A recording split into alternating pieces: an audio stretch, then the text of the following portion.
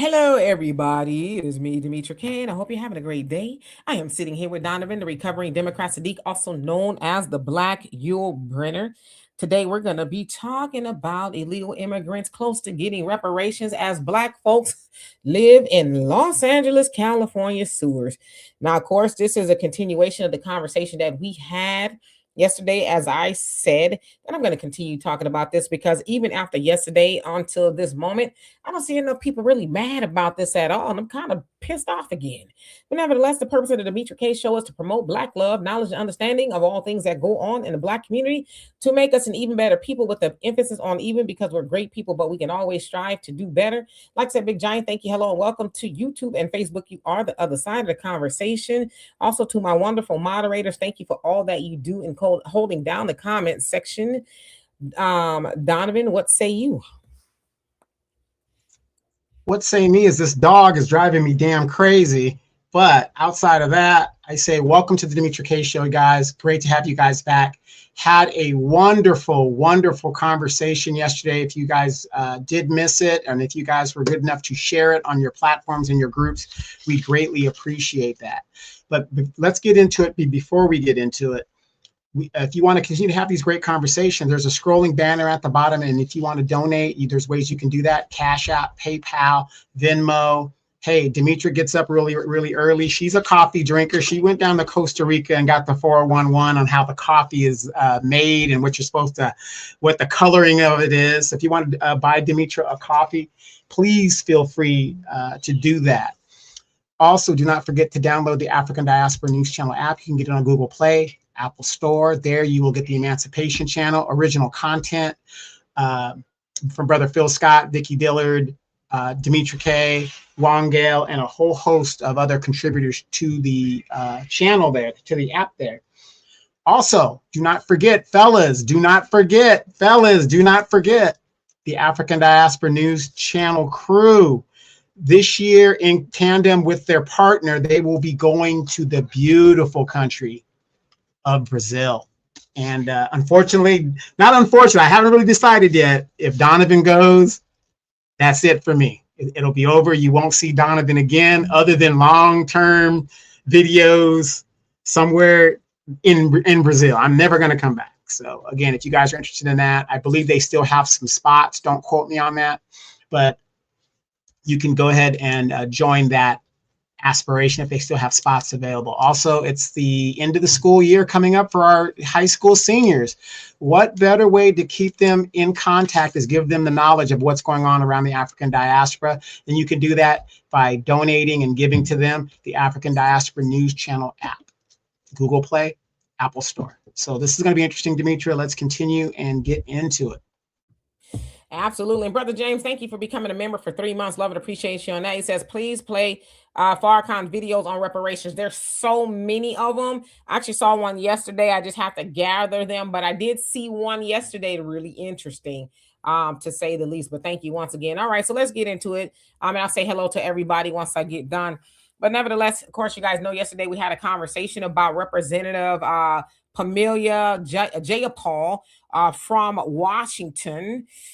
She's there in Congress, and she basically was advocating for reparations for illegal immigrants due to them being traumatized by the Trump administration and the ICE raids, and things like that. Now, I'm going to show y'all a video, the recap, and I showed it a bunch of times yesterday because I know a lot of people were coming in kind of late, and it was like, what, for real? Kind of saying it was unbelievable type thing. So I'm going to show y'all the video, and then I'll continue on. Jayapal lays it out really well when she talks about reparations. And we also need offensive actions around prosecutions. We need real accountability because at the end of the day, the people that have been inflicting this harm need to be prosecuted. They need to be brought before us, and they need to be held account for the trauma that they have created, and we are going to have some form of reparation for the kids and the families that have been traumatized through all of this. Okay, so again, that was her saying that there's going to need to be some form of reparations for the kids and the families that have been traumatized by Trump and the ICE raids and things like that. Now, of course, she says that when and if the Democrats get back into power, because as you guys know, the Republicans are kind of running Washington right now. Although I just learned that about 36 Republicans are not going to be seeking re-election come the midterm. So that's going to be very interesting. But nevertheless, she says that when they're back in power, reparations will be on the table, in addition to ICE agents and I guess whoever else will have to go before them and be held responsible for what they have done, again, exacting trauma on the illegal immigrants. Now, Representative Jayapal, she immigrated here in 2000. So she's been here about 26 years. She has been in the House of Representatives since 2019 until now. So she's, fairly new here in the country now. Before she got to Washington, she was a part of a civil rights group called One America, where they advocated for immigrants and their rights and things like that. And so she's just continuing on with that now that she is in Washington. Now, of course, I have seen this conversation kind of all over the internet, but I don't think people are really mad enough about it. I think this is going to be one of those things, unfortunately, that we kind of talk about, but it kind of goes away. Right now, the Democrat shields, they are crashing out over Nick Cannon, saying that the KKK or was it the KKKs started with the Democrat Party, and they're mad at Chile from TLC because they found out that she made some donations to MAGA. And then I guess she did, but she didn't, from what she was saying, posted some picture of Michelle Obama being depicted as a man. So I've heard the Breakfast Club, they gave a Nick Cannon Donkey of the Day. I was listening to Ricky Smiley this morning, and Roland Martin called in, and they're talking about Chile and what she did and what she said. Again, I haven't seen anybody talking about this representative wanting reparations for illegal immigrants. Okay, so yesterday we had this conversation about what's going on in Los Angeles, California, where a lot of people were shocked to learn that there are people living in sewers. Well, there were anyway. Now, I was having this conversation with my daughter. She says, well, you remember that was a thing in Las Vegas as well, people living in sewers. So I'm going to show y'all a snippet that I put together explaining what's going on. And then you're also going to hear from Karen Bass toward the end of this. So here we go. And disturbing discovery in South Los Angeles. Some homeless now living underground inside the city's sewer system just to survive. Fox 11's Matthew Seedorf joining us live after witnessing these conditions firsthand. Matthew. Yeah, Christine, this is bad, and the area isn't safe either. We actually had to drive a few miles away just for safety reasons for this live shot. But the things we saw, we won't forget. An up-close, exclusive look underground at living conditions too extreme for words. It's hard to imagine someone living in there. Trash, human waste, and an overpowering stench. I gotta get back. Just moments earlier, we watched someone climb out of that storm drain using the sewer as shelter. Water and food? Her answer's hard to understand. But the area, 88th and South Grand, overwhelmed with RVs, tents, and trash. Hello, yes. Juan Nala with the nonprofit Clean LA with me was picking up garbage here Monday. We got a lady living down there. When he saw not one, but two people emerge from the storm drain. I can explain that. You know, a person living like a rat, worse than a rat.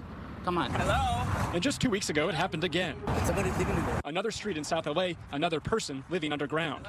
It's a human being. Why are we accepting this? Why? All the officials, they have to do something. They have to fix this problem. It pisses me off. That's why I was like, what y'all doing? Finna tell them to clean it up? Neighbors angry, say they've reported the problems, but feel ignored. Like, we need job help. We need that money. The public here need that. A shocking snapshot of survival at its lowest point. This person doesn't deserve to live like this. Not even the neighbors. So I just got a statement from the mayor's office about 5 minutes ago. Such a tragedy to find out that there are people in our city living in storm drains. The mayor now responding, saying the drain is sealed. And so I think that people use a variety of different strategies to hide. That is probably by far the most tragic that I have ever heard of. Okay, so again, you have seen that there are people literally living in storm drains in Los Angeles, all throughout the city, from Canoga Park, Griffin Park, South LA, South Central is what it is really, but South LA is what they call it now. And you saw the mayor there. She's kind of appalled and shocked in a sense that that's going on. But again, people living in sewers or storm drains is not new. But the real issue is, especially I think it was 2 years ago or so, where the United States Supreme Court said, well, yeah, you know, cities and states, they can't arrest people, throw them in jail for living on sidewalks and parks and things like that. Now, the controversy, especially there in Los Angeles, California, is that there was an initiative from Governor Newsom called the Home Key Initiative, where it sounds like $2.6 billion were given to purchase or renovate hotels, motels, and dorms. But it kind of seems like maybe that wasn't the case as much. There's a lot of people calling for an investigation to see what happened to that money. Now, the people that were living under the in the storm drain or whatever it is, they relocated them to, I guess, temporary housing and things like that. Now, that particular Black woman that you saw coming out of the sewer, it sounds like, and I don't have her name, but she was a singer or something like that. And her family, they know that she is there. And her mother says that she talks to her all the time. I guess she has some mental health issues. And they really can't make her do one thing or the other. So it sounds like that's what her situation is. But again, when you hear this representative, Jayapal, talking about she wants to get reparations for illegal immigrants who came over here on their free will, and then you hear the juxtaposition that you have people who are homeless, who are sleeping in sewers. In fact, they said that there's about 20 people that they found underneath there. And some of them said that they had been living like that for like 20 years, right? They had spoken to one lady and she had been like that for 20 years. So to hear Karen Bass, act like she's surprised, I don't know about that. But Rick Caruso, who ran for mayor when Karen Bass won, he's just pissed. He's like, there's just no way. I'm sorry. This is unacceptable. People saying they didn't know. And we got people living like this. And listen, if you've been to California, especially Los Angeles, it's not a secret to anybody that there is a homeless problem. You could be leaving Venice Beach, cross right over, Venice Beach is really nice and all that, and literally cross the street. And it's just homeless encampments everywhere. And so a lot of the residents, they have an issue with that for obvious reasons, right? Because not to be disgusting, but when you're homeless, you can't really use the bathroom wherever you want. So you use it wherever you are, type of thing, right? So with that, we also know that Black Americans are the most homeless anywhere in the country, especially there. Disproportionately, I should say, in Los Angeles, California. But you hear the Democrats, the Jayapal, talking about she is going to be fighting for reparations for illegal immigrants. And I don't think she's by herself. I think that's a conversation that they have had amongst themselves. Of course, when y'all saw the video I showed you, you saw one of the women next to her shaking her head in agreement. But as I said, I don't see anybody mad about it. I haven't seen anybody talk about it. I saw that Roland Martin, he's going to be cussing out, I'm assuming, cussing Nick Cannon out on his show tonight. He says that he is going to be addressing it. And so I'm like, you got all the smoke for Chili, Nick, and whoever else, but nothing for the Democrats who want to give reparations to illegal immigrants, while Black Americans are constantly being told no, that we cannot have reparations because they can't afford it. They don't have the money. But somehow they're going to find the money for illegal immigrants when illegal immigrants have already gotten reparations, whether it's housing, food, money, you name it. They've already gotten a form of reparations. Yeah, they've already got all of that, but yet they're going to fight to give them some more and hold the people accountable for locking them up. But Black folks are still waiting for a hate crime bill, a police reform, and a whole host of other things. But there's that woman who just got here in 2000 talking about what she going to get for illegal immigrants. It's crazy. Donovan? You've pretty much, I don't know what you can say in a situation like that. Now, here, I live 60 miles east of Los Angeles, 60 miles east. So for the last 20-something, 30 years, what Los Angeles and the Inland Empire has been doing is they've been playing a shell game. They've been moving the homeless out to the Inland Empire. They give them a bus ticket, and these people come out here. It's like a seasonal thing. And then, we give them a bus ticket and ship them back. Now, we have all these events that's going to be coming to LA within the next 3 years. These are big events: World Cup, Super Bowl. What else is coming here? The Olympics, all this great stuff. And of course, if all these great things are coming to the great city of Los Angeles, you don't want the world to see all of these homeless people running around, these mentally ill people running around, and seeing the truth of what California has really become. It's a musician's trick, and it's a shell game. And they've been doing this for 30 years. You talk to anybody who's lived in California that hasn't fled from here or has fled to your city, they will tell you, yeah, they just ship the homeless back and forth and back. Now, I have a political friend here who comes from a very prestigious political family here in the Inland Empire. And out here 2 years ago, he reported to the city that there were people living in the sewers in my city. And it wouldn't be a surprise. These people were either, transfer LA people or whatever they're doing, because, you got to have knowledge to know how to do that. And it's very hot out here in the desert where I live. But what more can you guys say? And I want you guys to think about this. And when you're talking to your Democratic friends and your liberal friends, Gavin Newsom is the current mayor of California. Kamala Harris is from California. These two people are homies. You guys want these people to be president of the United States? Have you seen what California actually looks like at its core base? Blacks are less than 6% of the population and still fleeing from here. After seeing that video of that woman and those people popping up out of the drain, what can you really say? I mean, right now, I'm trying to be as calm as possible, because every time I see that video, I get upset. I am highly upset, and it has nothing to do with being a Democrat, a Republican, an independent, a communist, this, whatever it is. It's about being a human being. Being a human being coming out of the sewers in the United States of America. And like I've said, Demetra said, and a whole host of other Black channels have said, Black people as a whole are the most homeless in the United States, being Black women and children being number one out of all groups. And in California, Blacks are the most homeless.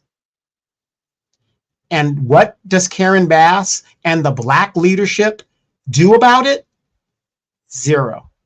And people wonder why I go off.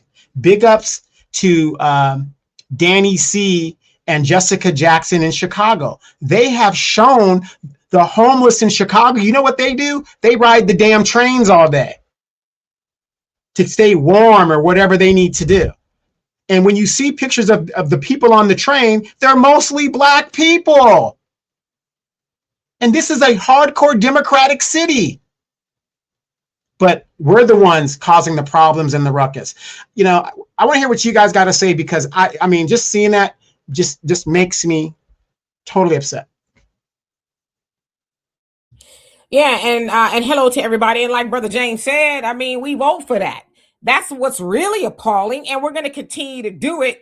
And the regular Democrat shields, they're going to continue to try to throw Chili and Nick Cannon and all of them under the bus. Chili and Nick Cannon ain't got no power. This woman sitting up here talking about fighting for reparations for illegal immigrants. She's got the power, but they want everybody to be focused on Chili and Nick Cannon. And as Malcolm X said, why do we hold, in a sense, right, entertainers to such high esteem? I ain't never had Chili lead me nowhere but to some waterfalls or something. You know what I mean? I mean, I'm just saying, right? Or Nick Cannon. That's what I look for them for, entertainment. I don't look for them for, any sense of political, anything, But see, the other thing is this with the Democrat Party. Y'all use celebrities the most, do they not? Whether it's Kamala bringing out Megan, Cardi, or whoever else, right? They're big with entertainers. I know Republicans do it too, but not like the Democrats. But then when the entertainers start speaking politically, it's like, oh, well, y'all got to be canceled. It's like, but you don't have a problem carting them out on stage, to endorse you. So it's like, pick a struggle or whatever the case is. But yeah, I mean, we continue to vote for that. And like I said, the Democrat shields, they want to keep us distracted and keeping us tied to the plantation. And never mind this woman wanting to give what's due to us to illegal immigrants. Again, illegal immigrants mean that they are here illegally and they are breaking and have broken the law and they want to compensate them for doing that. Keep that in mind, right? Primo, how you doing? Your last comment, I couldn't put that up there. You says these people forget they have to stand in front of God Almighty one day to answer for everything they did on earth. You ain't lying. Brother Samuel, how you doing? Hope you're doing well. It says greetings, D&D. Did you hear the great Bob Law passed away? Who's Bob Law? So he was largely responsible for my college rise to consciousness. I don't know if I know who Bob Law is. If you don't mind refreshing my memory, or I can look him up in a minute. CJ says, I will never live in California. And I saw another report too that says that Los Angeles, California, to be exact, has so many people leaving. It is ridiculous.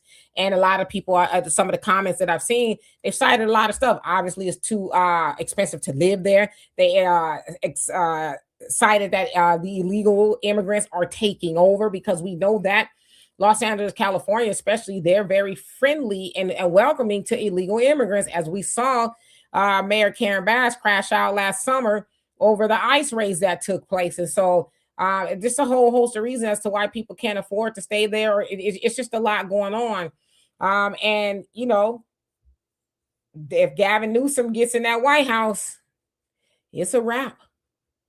It really is. John, how you doing? It says, didn't Obama say it would be fair for immigrants? It wouldn't be fair for immigrants to pay Black reparations. Yes. So they care more about immigrants than Black folks getting reparations, you know? And then some said, I think it was Mitch McConnell and even Jim Clyburn, if I'm not mistaken, don't quote me, that Obama was, in a sense, a form of reparations. Brother Don, how you doing? I hope you're doing well. Corey, what's going on with you? Said the Democratic Party is absolutely horrible. Yes. That's what I said yesterday on Twitter. I said they hate Black Americans, and they just do. There's nobody, and I think that's kind of why they're mad with Nick Cannon, because him and Amber Rose said that the Democrats. Now she said the Republicans do like Black people. It's like, no, they don't. But they're mad because they said that the Democrats hate Black people, and it's like, well, where's the lie? Look how they treat Black people, and y'all mad because they spoke the truth out loud? Okay. Well, my question is always is this: show me what the Democrats have done for Black people in the last 60 years. Of course, the liberal will come back and say, well, they gave us the voting rights at Lyndon B. Johnson and all this. Number one, Lyndon B. Johnson was one of the most corrupt and just decisive, just evil presidents that we've ever had. If you're up to this Trump, or I don't know why people think Trump is so evil. I mean, he hasn't done anything as close as what Lyndon Johnson has done. But they'll throw that up in your face, right? But you guys got to remember, what did Lyndon Johnson say in order to sign the voting rights bill? He had no choice, because all the Republicans voted for it. The moderate Democrats voted for it. Who was going against the civil rights movement the whole time? It was the Democratic Party. But see, they don't want you to remember that stuff. The Democratic Party did not want civil rights. The Democratic Party are the same party that in the Civil War, that before the Civil War, when they were arguing the Dred Scott decisions and all these things, here's some of the quotes that was said by segregationists and slave owners during the 1860s or 1850s. Well, who's going to pick the crops? Who's going to do the labor? Doesn't that sound familiar when we talk about illegals? If it was racist to say that, or a prejudice to say that back in 1850, some of the same rhetoric is being said today by Democratic liberals. Same playbook, if you ask me. And the other thing too is, Donovan, and hello to everybody, they understand that explaining the Southern switch and all of that, it is confusing, right? If you don't slow down and really kind of break it down step by step, it is confusing. And like you said, the Democrats did not want civil rights at all. We know that it was also the Democrats that tripped up, our ancestors, when they were legislating, especially there in North Carolina. We had, a lot of Black men, because women really couldn't do it at all, but they were politicians and things. It was the Democrats that started with the KKK. They used that as a form of terror. And traditionally, Black folks were Republican, right? The party of Lincoln. And we know why we switched. It's starting with FDR, right? When he started the New Deal, we weren't included at first, but his wife's like, yeah, include them because they could vote because he was struggling. So we were included and so on and so forth. Like you said, then you bring in the Great Society and all these other things with Lyndon B. Johnson with the civil rights thing. And then those Democrats who, again, the Dixiecrats, that's why they called Joe Biden that, because he is from the party of the old Dixiecrats, right? Or the Democrats. So when they were hearing about the civil rights stuff, those Dixiecrats was like, man, screw you. We're leaving. And so they went to the Republican Party. So it's not like the Republican Party, the good ones, went to the Democrats, right? Some of those Democrats stayed, like Strom Thurmond, right? He was there until he croaked. So it's like, I know he was apologetic to some degree when he was getting ready. Eastland. Yeah, him and Eastland. Eastland was a mother. Oof. Right. All of them. So it's like they stayed. So you mean to tell me, and that's why I said it's very confusing if you don't really just kind of break it down. Oh, no, it wasn't the Democrats. Yes, the Democrats have a history. So the party didn't change altogether. Some people left, right? But some people stayed. But see, they know, again, most, and I'm not saying this about us. I just think most people, because I have to sit and kind of understand it myself. Like, oh, okay, I got it, right? So, but they want to call Nick Cannon a liar. Anyway, hey, Alex, how you doing? Said, I just don't understand why so many Black Americans didn't see that from the Democratic Party. Well, again, if you go back in history with that New Deal, you got to remember the New Deal came along after the Great Depression, where everybody was struggling and white folks were struggling, but Black people were really struggling. So we're going to get included in this New Deal where you could get help and all kind of stuff. You know, we thought, all right, maybe we should be Democrats. And that's kind of how it started. So yeah, King Shaw, and I see y'all talking about Willie D. Is he a shill? I didn't know that about Willie D. But you said that y'all saw him talking about the reparations for immigrants too. I didn't know Willie D was a Democratic shill. I see Uncle Luke out there. He's running for some office in Miami, and you know he wrote that. I didn't read it because I'm like, please. But he's taking Chili and Nick Cannon to task. Like, you mean, scarred Luke? You mean don't stop, get it, Luke? Huh? Okay, man. Thunder, how you doing? Says, in the sewers. Oh my God, this reminds me of a dystopian nightmare. Who remembers the movie Demolition Man? They were living in sewers and raiding the stores for food. This is frightening. Yeah. Again, those people just got driven underground because they ain't trying to go to jail. And a lot of them were already living there because, you have residents, and I understand both sides of it. I'm paying my property taxes. I have my nice home. I don't want to come outside and see no tents and RVs and boxes on the sidewalk. So I get both sides of it. But many residents are like, just solve the problem. And they said that Karen Bass, her approval rating is like 60%, which I think is probably lower than that. But it would be frustrating to see you come outside and you see all these homeless encampments, and they were there before Karen got there, but she's the mayor now, right? And then you see her running around crashing out for illegal immigrants, and it's like, man, fix this problem. All this money you giving to people who came over here illegally, and we got Black people coming up out of sewers. It's crazy. It makes absolutely no sense. Raven, how you doing? Long time no see. Says California is disgusting. I never forget seeing so many trash on the side of the roads. Yeah, there's a lot of homelessness out there. It really is. African Native, how you doing? Says many Black people think that's because they sit on a horse, they can talk down on Blacks, or Black politicians rather. Yeah, well, because they have been the brain, in a sense, of the Black community for a long time. And these shields, as I always say about Roland, I don't want to disrespect him. I think he's very smart, but I think he's been used as a tool of white supremacy to keep the rest of Black people on the plantation, right? A lot of Black people regard, and they still do regard him as, he knows what he's talking about. But then when you sit back and you dissect the nature of Roland, it's like, well, he's a shield. His job is to keep Black people asleep, and him and Han for the Democratic Party for absolutely nothing. And, I'd be surprised if he talks about Representative Jay Paul wanting to give immigrants reparations, because that's not part of their talking points. Right? And let's see. Facts Not Real Feelings. quick, do us a favor, you guys. Hit that like button. It's absolutely free. It helps with the algorithm. And it's absolutely free. Just go ahead and hit that like button for us. Thank you. And Facts Not Feelings, how you doing? It says Black people in USA will not get help until USA collapses as a country. Watch and see. Oh yeah, it's already going on. If you know, you know. It's already happening as we speak. In Spain, today was like, yeah, USA, y'all can't use our airspace. You can't fly your planes through here. And Trump is like, well, we don't need it anyway. It's like, well, then why are you addressing it? So Spain is like, keep us out your foolishness. DB Walker was going on and says the Democrats are supporting a soft genocide of the Black America. You know what? I don't even think it's soft anymore. I think it's kind of like medium between soft and hard at this point. Yeah, you know, and that's very bold.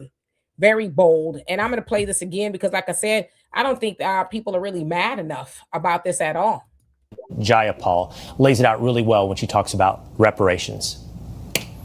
And we also need offensive actions around prosecutions. We need real accountability because at the end of the day, the people that have been inflicting this harm need to be prosecuted. They need to be brought before us and they need to be held account for the trauma that they have created. And we are going to have some form of reparation for the kids and the families that have been traumatized through all of this. I'm just gonna keep playing it throughout the thing. Go ahead.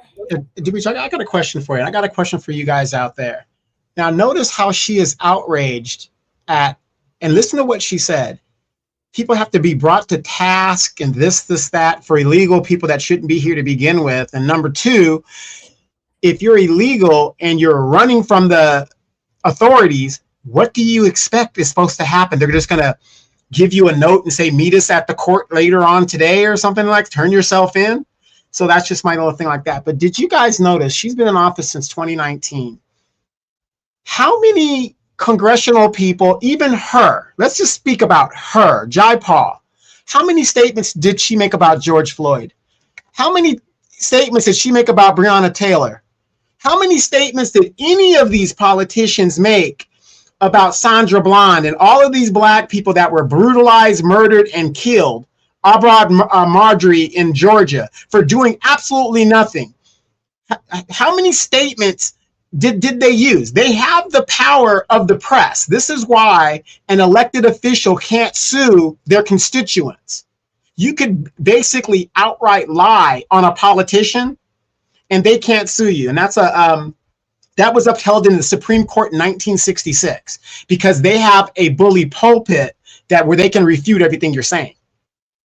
So how many politicians, based on what she just said, how many of them put it on the line and use their bully pulpit to say, yeah, Black people need reparations. This is an outrage. What happened here? Have you guys noticed that the Democratic Party, when it comes to Black atrocity, nothing is ever said?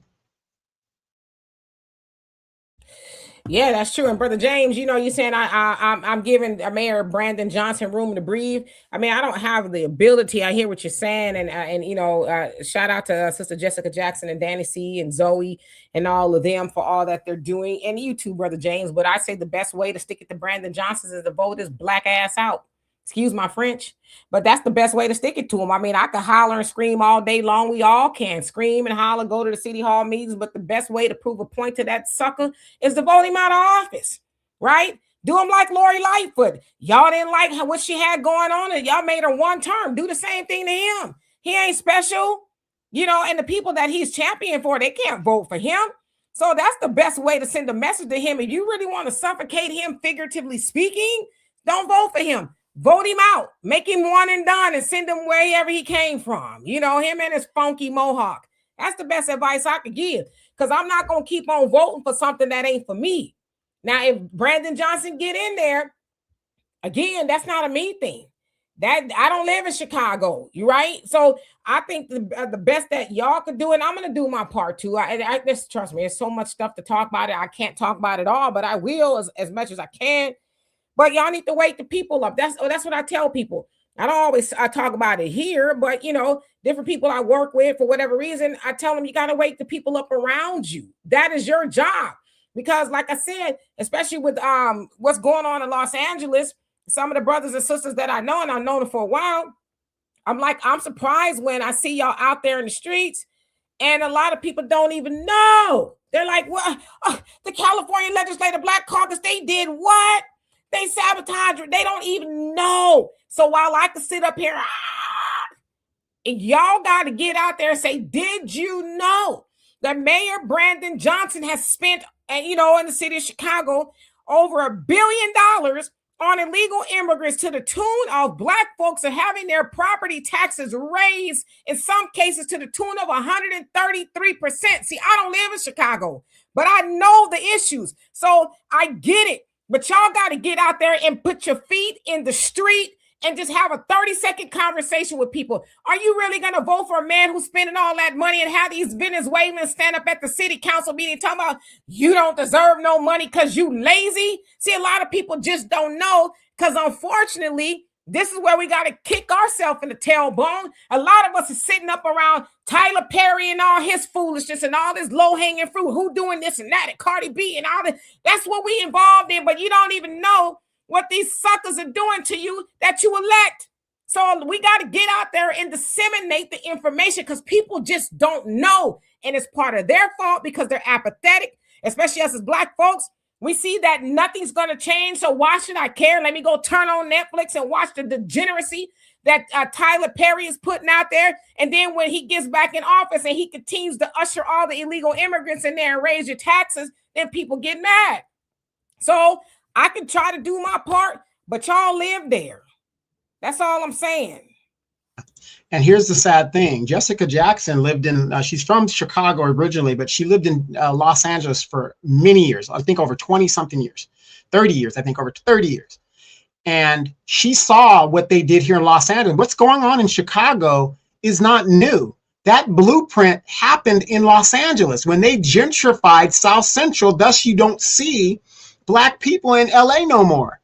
They took the homes, raised the property taxes, gentrified the area. Remember, you guys all saw Boys in the Hood. Most of you guys saw Boys in the Hood. What did Furious say? He said, this is what's going on. We got to keep everything in our community Black. That was what Boys in the Hood came out in 1990. The blueprint hasn't changed. It just moved to Chicago. And now it's up in, not Seattle yet, but it's partly Seattle, but it's in Maryland now, I believe, in Virginia and places like that, Houston, Dallas. This is what they're doing. They're gentrifying us physically, and they're gentrifying us politically. Because guess what? When you don't have no seat at the table to make decisions on where all of this money is going, how many Latino council members have been caught on mic conspiring against Black neighborhoods and communities? Countless of them. And guess what? Nobody's recalling them, because they're doing the work of the Latino people. This is what's happening in our community. We're too busy trying to save everybody else. We're too busy. We can't even save ourselves. And now the best asset you're going to have in this country is your house. You can borrow against it. You can do all these things. You can't, unless you go to a payday loan type crap, which is bull, but you got a house. A third of all Black wealth was taken in 2008, like I said yesterday and previously. The blueprint to getting and taking away from Black people is to take their house. So what is Jessica Jackson and Danny C and them have been shouting about right there in Chicago, when the city uses and could raise your property tax 133% in 1 year, and you ain't got the money to pay?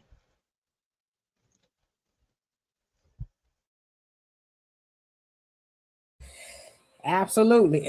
I have worked up a sweat. I'm about to work up another one. Boo, you say Black Americans are obsessed with Latinos.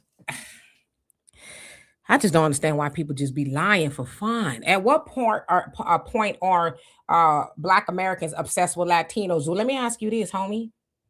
Do you see Black Americans running around cosplaying Latinos, mariachiing, and all the other things? No. You see Latinos actually cosplaying Black Americans. Y'all don't be riding around in your lowriders with mariachi music bumping out of it. Y'all ride around with our stuff out of it, right? And I could be here forever, honestly, but we're not obsessed with you at all. But as far as what you said too, is y'all don't talk about reparations like hell you don't. You talk about reparations. You talk about you don't want Black Americans to have it. And y'all gotten with the Asian community and they formed a coalition against us getting it. So stop lying. See, you can stay here as long as you tell the truth. But if you keep lying, I'm going to block you because that's the type of time I'm on, to be honest with you. Mighty Black One, how you doing? Hope you're doing well. MC Fact, what's going on? It says the Democrats are the only ones that cast dissenting votes. You talking about for the civil rights movement? Yes, that's true. Easy. How you doing? Child of God, what's going on? It says LBJ administration deleted Malcolm X and MLK. Why doesn't anyone ever talk about that? Well, I mean, I don't know. I think that people do. I just think the conversation is that the government in general, right, has done that. So yeah. OWU, he says the Republicans are the fascist government from the book 1984, and the Democrats are the fascist government from the book Brave New World. Boom. Yeah, you ain't lying. The Republicans, I think Stephen Miller and them, I wonder if that was his favorite book in high school, because man, it's almost like they took that book and just started trying to legislate from 1984. It's bizarre, actually, right? So I do get that. Let's see. Let me skip down just a tiny bit. I didn't realize how far behind I am. Sky Gail Fisher, what's going on? It says we were sleeping and the immigrants weasel into the Democrat Party and has taken over. But you know what the crazy part though is? Our Latinos don't vote for the Democrats like that. They're about 50-50, sometimes a little bit less. It's Black Americans who vote for the Democrat more than any other group of people. But the Democrats, they do benefit and legislate for immigrants and everybody else outside of Black Americans. So even Latinos, like, with Jasmine Crockett or Kamala Harris, they would have been way more friendlier to the immigrant community or whatever, Latinos, and they didn't even vote for her, right? Or Kamala, and they voted for Trump even more so, even though he said, your ass is grass. When I get in there, they still voted for him. I ain't voted for Donald Trump. And then they was on the news crying when her husband got gaffled up. In fact, I saw where a soldier was deployed, and she's being deployed. Her daddy was being deported. But then again, you got to ask yourself too, and I'm not saying this is in every situation, that when you've been in this country for 30 years and you do nothing to do the paperwork to legalize yourself, that's on you, homie.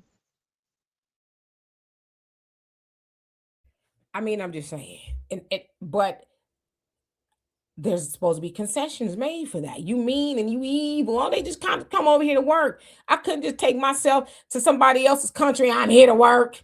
Damn the paperwork. I'm here to work. I'd have to line it up. But over here, people just trying to earn a living in the country. Well, so are we. What you think Americans is doing? There's American citizens who are borrowing from Peter to pay Paul, okay? But so they trying to work too. But I guess we supposed to say, well, forget what I got going on. People who coming over here illegally, let them come in. It's crazy. It's insanity. And, I think both parties are full of the stuff, honestly. But the Democrats, there's a special, they both got lunacy going on. But with them, it's really diabolical in the job that they are doing or they're trying to do on Black Americans. Don't believe what you see. I know that you having to pay higher taxes, but it's not because of illegal immigrants. It's because of the commercial buildings there downtown Chicago. They're just not paying their share. It's like, are you kidding me? So you give all this money to illegal immigrants and I'm supposed to believe that's not where the money went? But see, that's the job that they have done on us. And we just, okay. Well, it's kind of hard to say that because, again, if you did your research, you would see how many businesses have fled Chicago. We're from California. Look at the blueprint again. California, the major businesses fled here years ago. We lost Boeing. We lost Lockheed. We lost McDonald's. All these great businesses that were here, they all flee because of the high taxes and stuff. So when they flee and they leave these commercial buildings empty, and there's no tax base coming from it, you're going to say it's the company's fault that isn't there anymore. So now the people have to raise their property taxes. I call BS on that. Call BS on that totally. Yeah.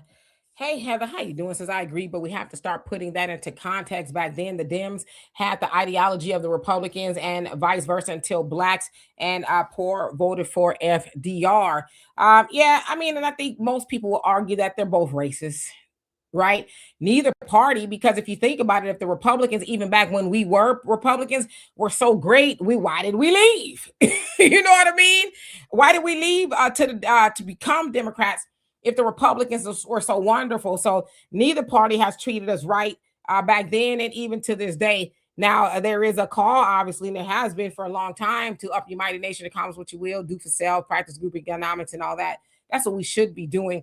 But I just know that I, in good consciousness, cannot go and vote for a party that is going to be talking about, reparations for illegal immigrants. I just, I'm like, get somebody else to do it. It just ain't gonna be me. Hey, 48 TCO, how you doing? Hope you're doing well. And thank you, Brother Samuel, for that.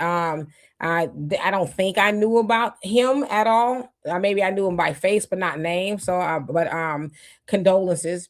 Carmen, how you doing? It says both political parties do. Absolutely. Let's see. Skipping on down. MC Fact says Yellow Willie D is kind of shilling. He was putting on a cape for Jasmine Crockett. Yeah, I didn't know that about. I don't follow Willie D. Like that. I really don't follow a lot of people like that. First class citizen, how you doing? Hope that you're doing well. Let's see.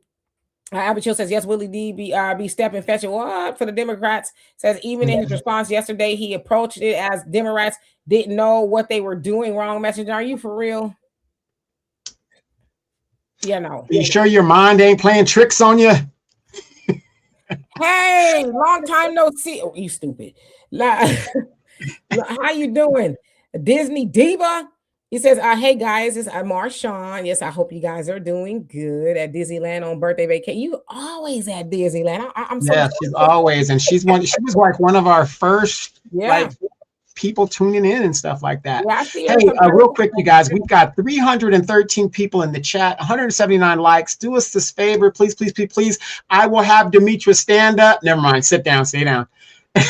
And just hit that like button for us. It's absolutely free.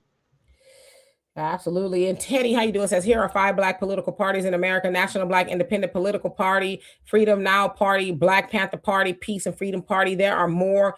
Pick one and support. Yeah, I mean, we should be politically independent and pick somebody or whatever. But the Democrats and Republicans have proven that they are not for us. But unfortunately, we live in a 2-party system where it's the Democrats or the Republicans. But there's always the couch, right? A lot of people chose the couch during the election between Trump and Kamala, and a lot of people were mad about that. You gotta choose. No, I don't. I chose my ass on this couch. Okay, so that's also a political party.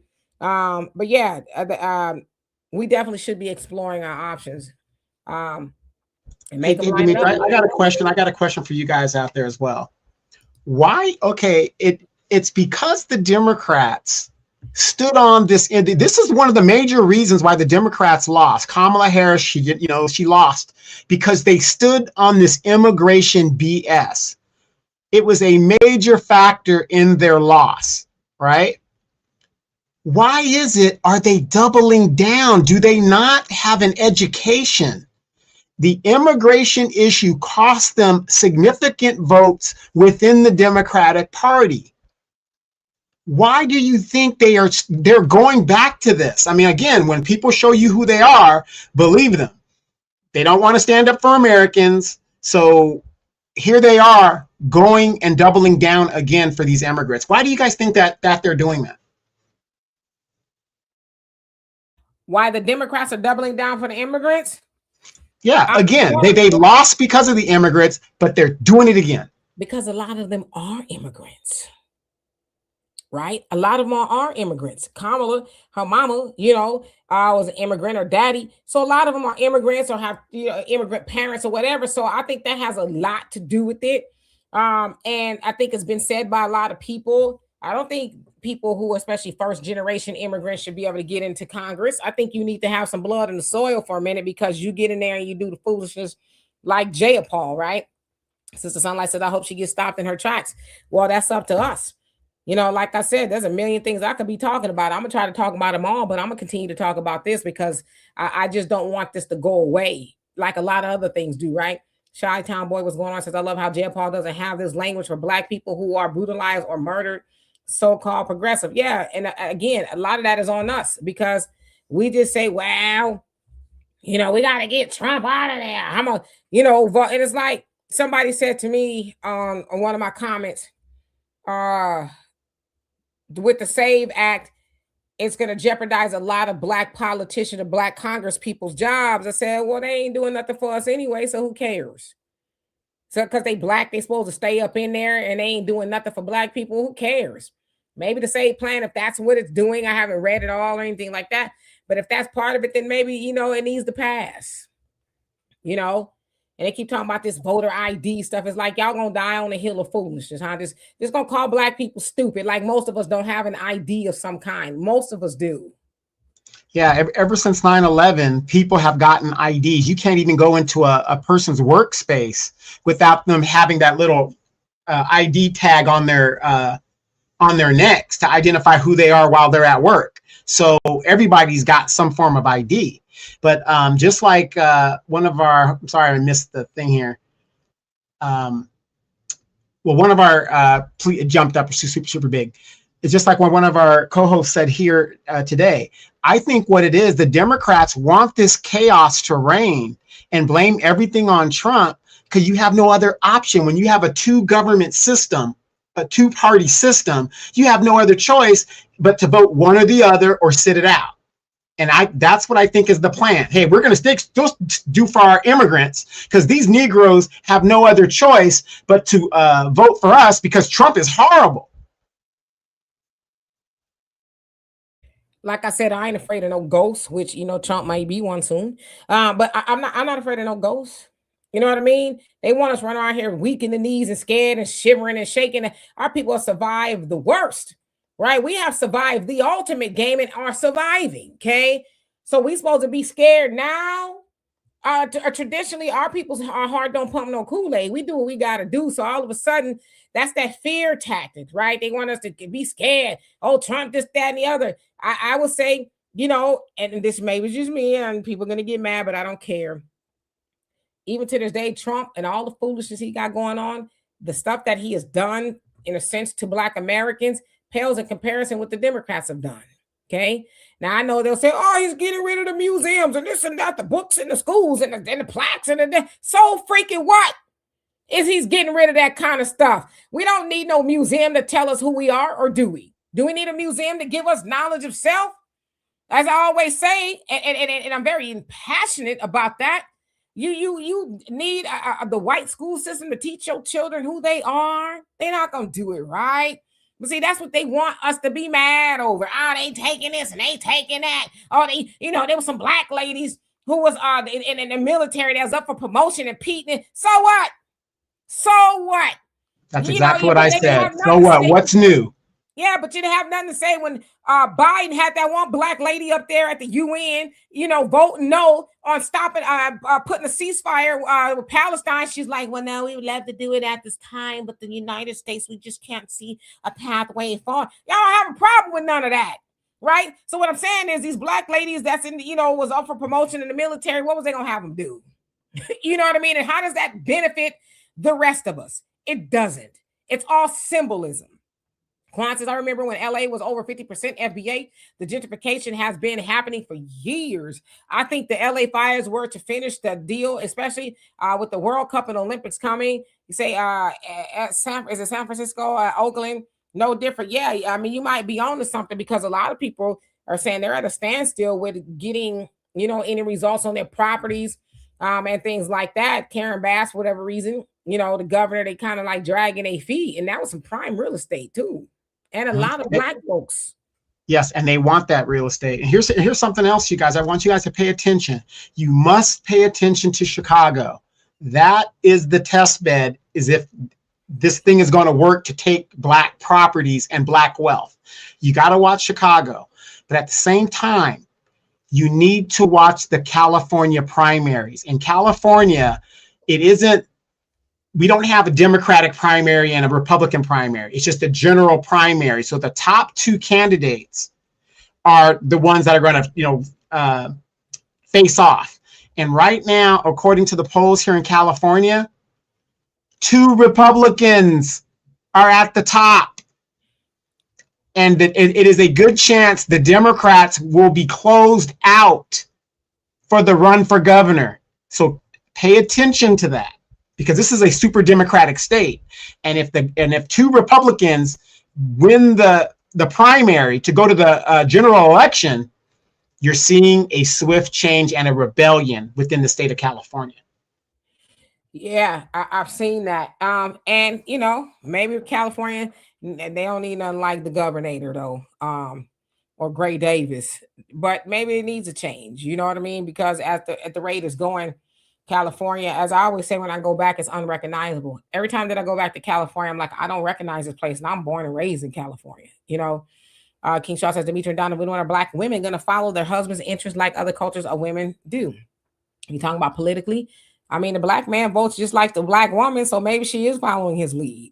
I don't know, but as I always say, the Black woman is going to follow the Black man when the Black man stand up and take control of the community. Stop making excuses, right? Stop engaging in the gender divide. Black women is Black women. That and the same thing for Black women.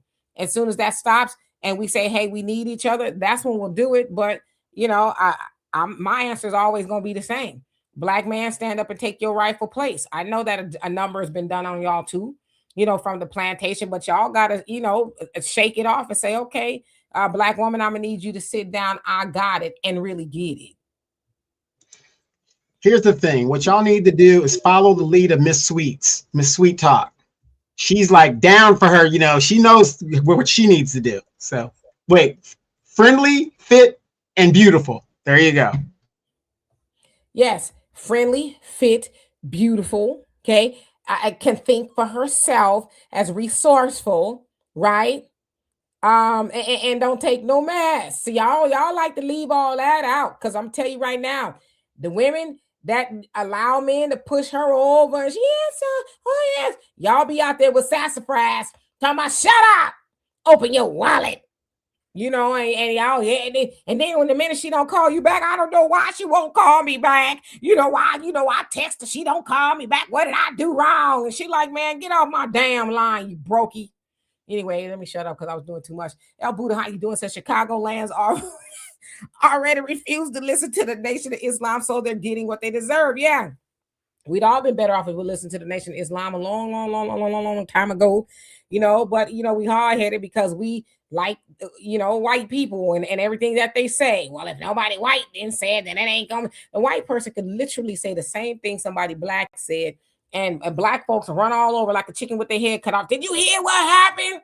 Yeah, you fool. I heard the Black man say it years and years ago, but now that you heard it from the white man, now you want to go and preach it off like it's something original. It's like, shut up. So yeah, I agree with you. Let's see, skipping down. Free thinker, how you doing? It says the cycle or reciprocal. He says, even if you vote the amount, the damage is already done. America function in deceit. Yep, year after year, it's redundant evidence all over the United States, which is why we really should be doing for self, building up our own communities and things like that. Because as the Honorable Elijah Muhammad said, ain't nobody in the White House gonna do anything for Black people.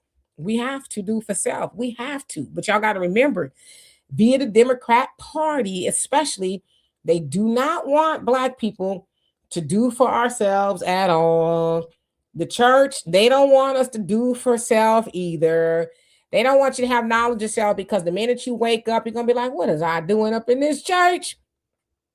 The pastor, he living good, but Sister So-and-so catching the bus, right? And she's sowing all these seeds of faith and money she ain't got and all this other stuff. So they can't afford, the Black church and the Black politician, the Democrats cannot afford for Black people to wake up, because when we do, we'll say, oh, well, why am I going to continue voting for a party that's not doing for me? Why am I going to continue going to a church that's telling me to sow a seed of faith as I'm sitting in the damn dark because I ain't paid the light bill because I used the seed of faith, that for the seed of faith when I should have been paying my light bill? But did you hear about that? Did you hear about that pastor that wants parishioners to go into debt for the church? That ain't new. And that ain't new. A lot of pastors, well, they don't care to, talk about some seed of faith, but the Bible also talking about throwing your pearl for the swines and not being foolish. It has a lot of those scriptures they just like to gloss over, because if you ask me to go into debt for the church, I'm gonna be like, nah, I don't think the Lord asked me to do none of the above, because I know the Lord also says, do not owe nobody. Okay, says that in the Bible, don't owe no man. So you mean to tell me I'm supposed to go into debt so that you can keep on stepping out of long cars and gators? I don't think so. I'm just saying. King Shaw says, I learned the word justification from boys in the hood. Yeah, and Furious was on to something, wasn't he? T. Austin was going on, says, what's going on? I say, talking to Mike, well, how you doing? And Brother Buckhorse in the building. Todd, how you doing? Says, hey, Dimitri and Donovan, working out like you, Miss D. Okay, come on now. I went to the gym today. I was busting a sweat. I was like, my God, man, I'm fat. To be sweating like that, I mean, it was just dripping and dripping, but that's good, right? You're supposed to sweat when you work out.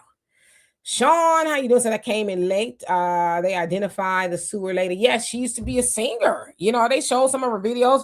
And again, her mom, I guess she speaks to her every day, but they said they can't get her to come home or whatever it is. She liked being in the sewer. I don't know. Obviously speaks to some mental health issues, right? Well, you got to remember also, I mean, come on, you're in California, and I'm going to say this for me. I'm speaking for myself. It is very hard for me to leave California because at one time, you guys, not maybe now, when you said you lived in California, that meant something. That meant like, wow, you're in Hollywood, you're near all this great stuff. Now, when you say you live in California, people are like, are you okay? Can I get you a voucher? So it's sad. Yeah. So, and it's really hard to leave here because, especially, Dimitri, and the Inland Empire, we have everything we need within a 30-minute drive, so it's hard. It is. You need 99 jobs to live there. You know what I mean? And it's sad. And there's a lot of people who move from California who really desperately want to get back there, right? But, especially when you're older, you ain't trying to go out there and be busting. And first of all, good luck getting a job. I've seen a lot of people talk about how they can't get jobs out there because the Latinos are out there gatekeeping. I'm going to do a video on that. I don't know if I'll do it tomorrow on the African Diaspora News channel, but I'm going to do it because I got a word for a lot of these sisters who talking about they can't get jobs in California. It's like, well, y'all voting for that. Y'all vote for it the most. Right. And you got to think about this too. Another reason why they can't get jobs is because the older crowd is, if they're not Hispanic, they're taking those jobs to pay their mortgages and their car notes and things they need to do, which means our teens can't work at McDonald's. Because remember, here in California, to be a fast food worker, you're getting $20-something an hour. Which is, to me, a job that really isn't that skilled, but that's what you're getting to bust burgers. But here's the thing. When they passed that law, so many people lost their jobs because the owner of the franchise, you've got to look at the numbers. You can't afford to pay a crew of 16 people, $20-something an hour, and let's say a 40-hour week. So a lot of those people's jobs hours got slashed. And now you have the kiosks out and the AI robots. But you see how these Democrats come up with these great ideas? Oh, you're flipping burgers is not a career job. That is like a starter job for your teenagers to keep them, money in their pocket and stuff like that. But now where we're at, it's getting to a point where people need to work at McDonald's to help pay the mortgage. Absolutely. Scoop, how you doing? Thank you so much for that love and appreciate you. Says, as a people, we don't have the same energy for everyone else like we do for each other. We should be constantly on anyone's bumper. That's going against what we are fighting for, full court press. I totally agree with you, but not in the way that we see these Democrats doing it, right? On Chili and Nick Cannon, entertainers of all people. They want to hold them more accountable than the politicians, especially the ones talking about we're going to get some reparations for immigrants. This is absolutely... It's insane, But thank you once again. Jeffrey, how you doing? Says, I live in Chicago, Austin neighborhood, and I just moved back from Addison, Illinois in September. It's real crazy. These people, mostly Venezuelans, was outside police station, city parks, everyone of them housing cars. Yeah, and Chicago helped them get it, and telling black people, well, we can't do it for you right now. Smiler, how you doing? Says, excuse me, I have a problem with Ilhan Omar. She calls herself an American, therefore she is there to represent the Black American community as well, not just the Somali community. I totally agree with you. She should be representing everybody. But like I said, I'm not mad at Ilhan because that's what our politicians should be doing. Your Maxine Waters, your James Clyburns, and your Jasmine Crockett's and all of them cats, they should be doing something for us too, but they don't. They do for everybody else. So Ilhan Omar is like, well, my people's are Somali, so I'm going to help them. You know, I don't know what she's doing for everybody else, but she's not leaving her people out to dry like our people doing us, right? Ronnie, how you doing? He says, the non-Black Americans and Democrats are from hell. Well, damn. Tidbit, she says, Latinos, whites don't want you here either or other than to work for pennies and holding immigration over your head by the Democrats. Yeah, I mean, they making more money than where they are a lot of places, not just the Latinos, but a lot of immigrants. And so, yeah, them people, so a lot of those companies know they can underpay them and stuff until they get up on their feet and they have their own companies, right? Let's see, Angela, how you doing? Excuse me. So you're talking to Smiler. Yeah, Ilhan, I don't know what she's done for the Black community, but she's definitely doing for her own. Yeah, I didn't know that Willie D was a shield. And Timothy, how you doing? Says Willie D and D.L. Hughley have very similar views. Or now D.L. Hughley, he is a big time shield, but I wonder if he's gonna say anything, about this reparations thing. Miss Sweets, how you doing? I hope that you're doing well today. Let's see who else haven't I seen. Pentanava. I hope I said that right, but I probably didn't. What you laughing for? What's so funny? What's so funny? King Shaw says Charles Barkley just turned into a Democrat shield now. He said immigrants built America. Yeah, he was a big time, Republican, from what I understand. Right? Brother James. That money does not discriminate. That money does not discriminate. Right. Brother Sammy says hearts should have been great. Oh, okay. I got you. Your comments. Got you.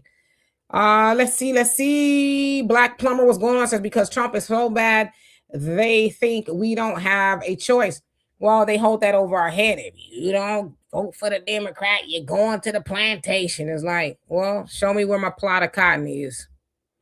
Brittany, how you doing? If not, I'm giving it a fish fry. Stop messing with me.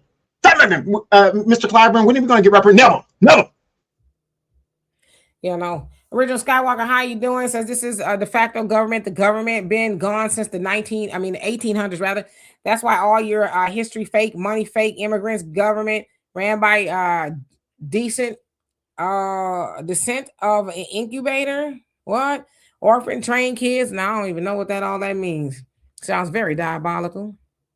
Jackie, how you doing? Says we should stop her in her tracks. So you talking about old girl. Arson, how you doing? Says, hey, Dimitri and Donovan, how are you guys? We're doing well. Says, sorry, I never realized that you two are on days other than Sundays. Okay, so what is this? How did they get closer in 24 hours?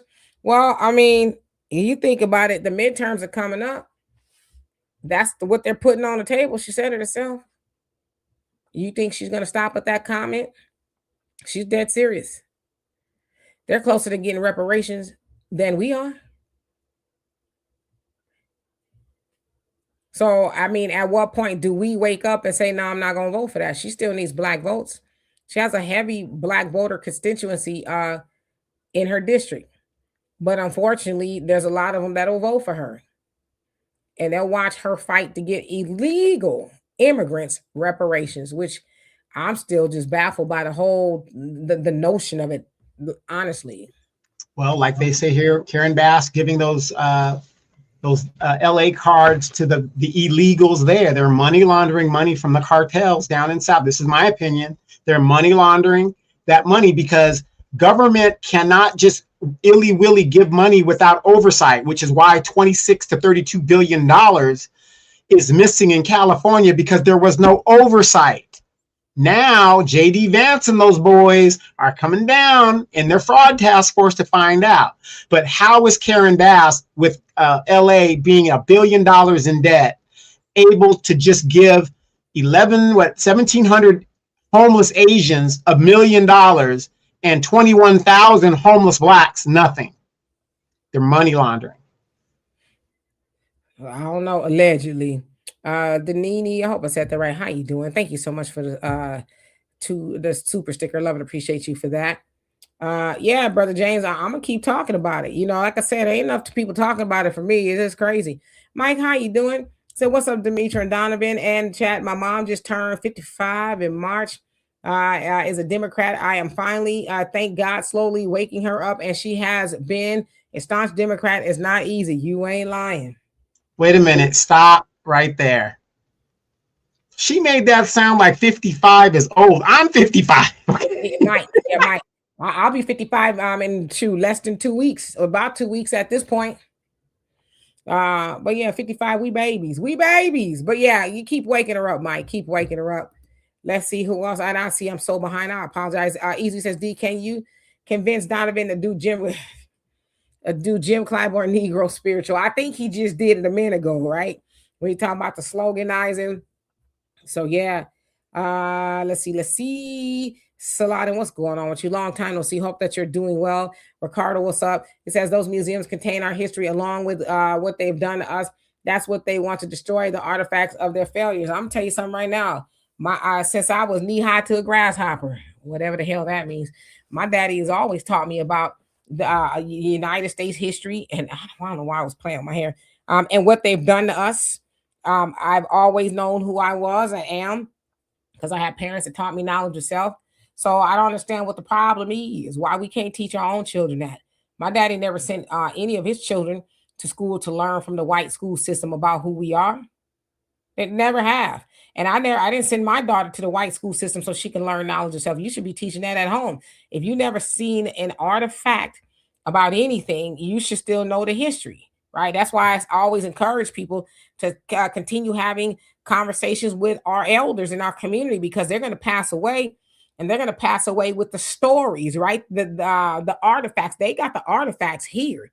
You don't need to look at a picture on the wall to know. I mean, like I said, I've spoken to my father a lot, obviously, and I've heard the stories about his grandparents and great grandparents and my grand. So I've heard these stories. So I didn't need to go to a museum to hear any of that. So I hear what you're saying. Is it diabolical what they're doing? Yeah, but they know a lot of us is going to get caught up on the low hanging fruit of what they're doing, the symbolism of it.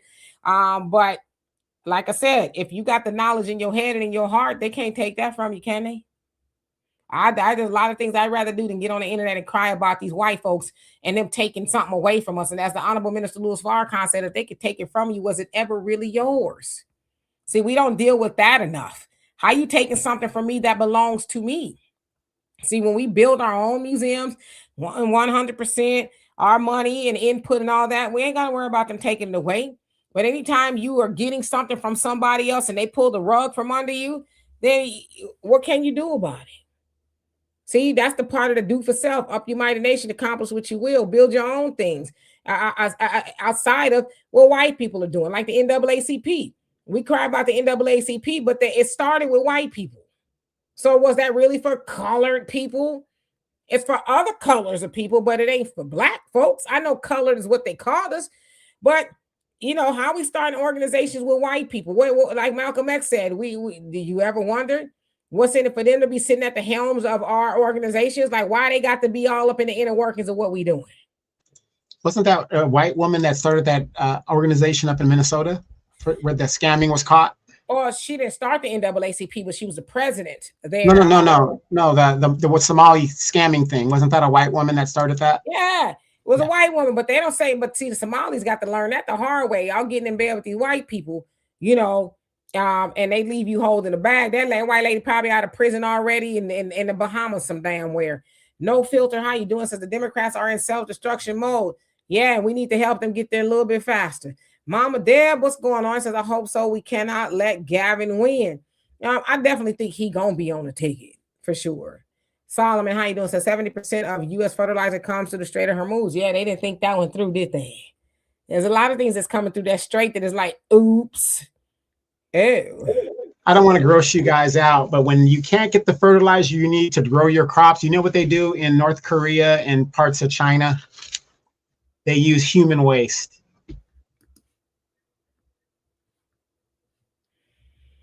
Glad I'm not eating nothing out of China, I don't think. Timothy says Dr. Claude Anderson is looking like a prophet right now. Yeah, I mean, and it's prophecy, and a lot of it is common sense.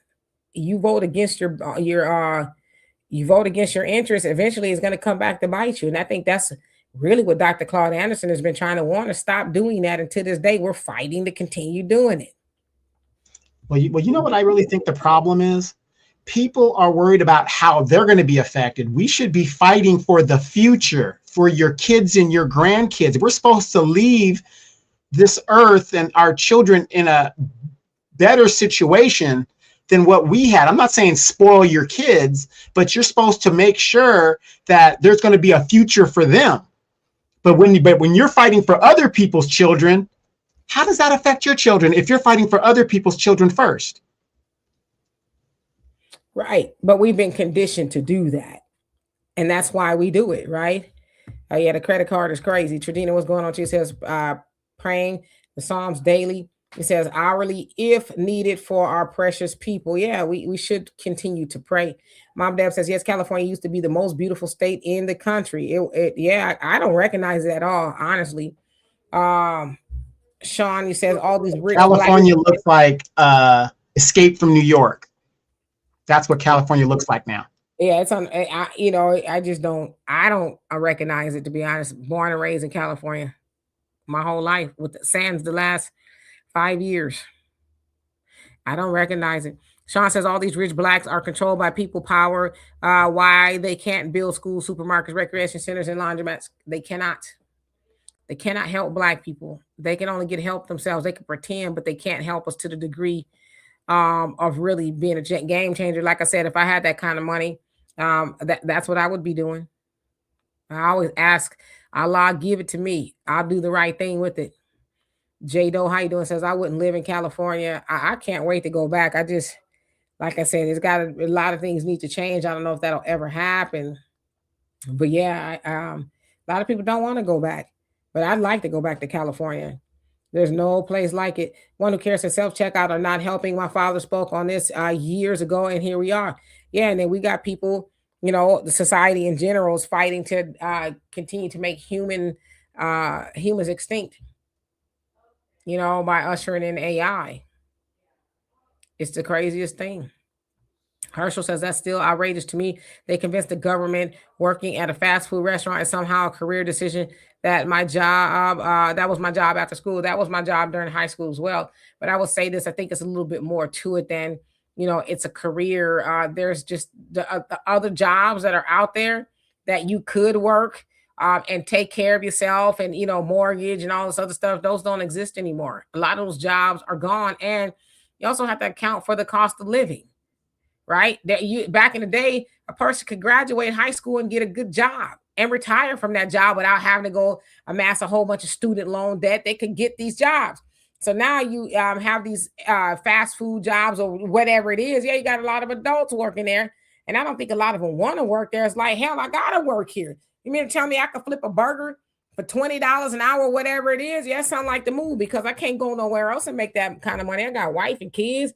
That mortgage and all kind of stuff. So it's a nasty a cycle of events. Yeah, and it's not even just that. Look at the stock market. All these people lost their money on their 401k. So a lot of these seniors have to come back into the workforce because their money was legally stolen, being gambled on Wall Street. Yeah. So that's why I said that there's levels to that, Ernest, how you doing? Says I think that Black generosity and kindness and willingness to help others, even strangers, have been taken advantage of and been misused to the point of no return. Enough is enough. It's us or nothing. That's the way it has to be. Yes, and we have to start talking like that. Yeah, and again, look at the generosity that we are the only ones in the diaspora that is like, oh, welcoming, and then we let our brothers and sisters within the diaspora come to this country, and what do they do to us? They talk bad about us, this, that. Well, you black men are lazy, whatever. But if it wasn't for us fighting in the civil rights movement, they couldn't even be here. See, so, again, that's our nature of doing that. But we're waking up. We're waking up now. Yeah, and Stacy says, I've been hearing for years that they don't hire Black people in California. The Latinos took over the low-wage job market, and they don't hire Blacks. Part of why so many homeless in LA are Black.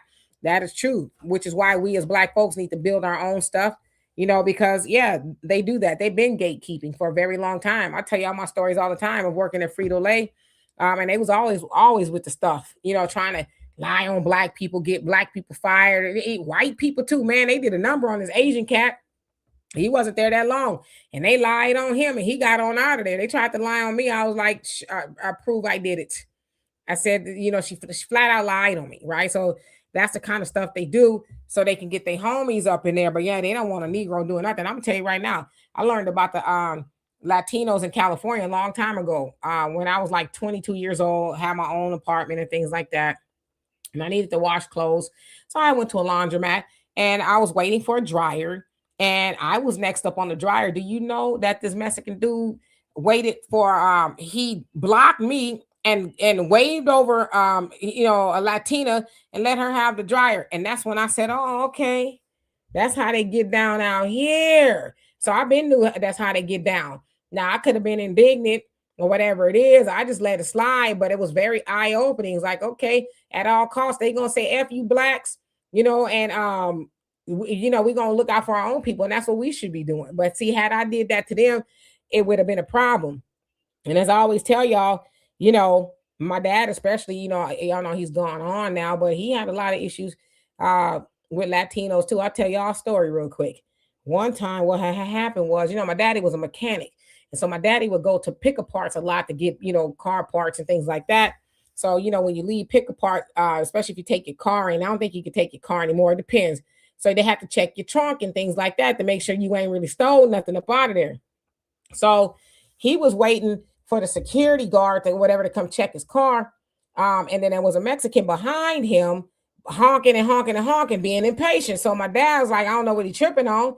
I can't leave until they check my car.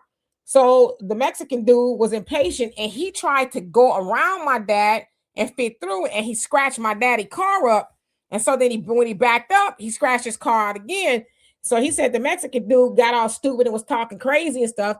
So my dad said he popped his trunk, got his tire iron, and he wore his ass out. And then he said the security guard came running over there. He was Mexican too, came running over there. Wait. He's like, no, don't tell me to wait. You seen this dude acting stupid, scratched my vehicle up, and then got to talking greasy. And then when I took this tire iron out and whooped his ass, now y'all want to say something to me? That's just one of many stories. Like, they really have no respect for black people, especially in California at all. It's like, to the point, man, I got stories.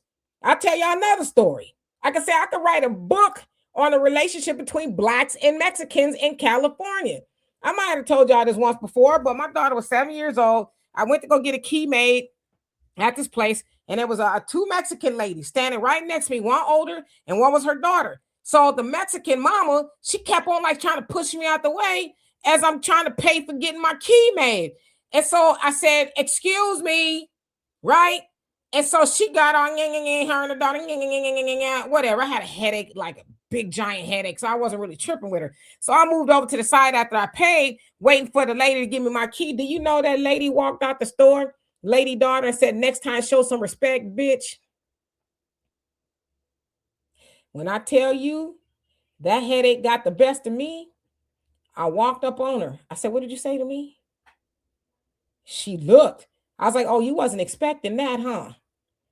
And so her mom was like, oh, no. She had her two little kids with her. I said, you got your kids with you? I said, what if I just beat your ass right here for calling me a bitch?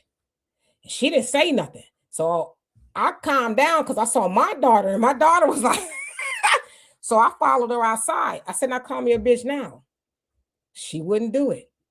So I saw her glasses was sliding up off of her face, and I took my hands and I pushed her glasses back. And I said, next time you be careful who you call a bitch. I said, today gonna be your lucky day.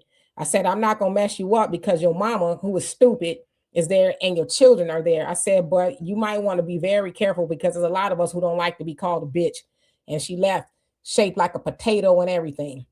Anyway, like I said, I could write books on the foolishness that they do. And they'll try you. They will try you all day long because they have learned from the oppressor that, oh, black people ain't this. We can talk to them. And then when you get your ass whooped, then it's like, wow. They didn't tell us that part. Yeah, we do whoop ass. We do. So let's see. Daryl, how you doing? Says, in spite of it all, Black people will still vote for Democrats, vote blue no matter who, until they no longer need you. Yep. It's sad. Hey, Rose, how you doing? Don't need no man. Stop telling me I do. What's going on with you? I know we're terribly behind. I'm just going to say hello to everybody. Godspeed, what's going on with you? I'm going to go all the way to the bottom because I really didn't realize how far behind we were. Yeah, but of course, I'm telling you, I got stories.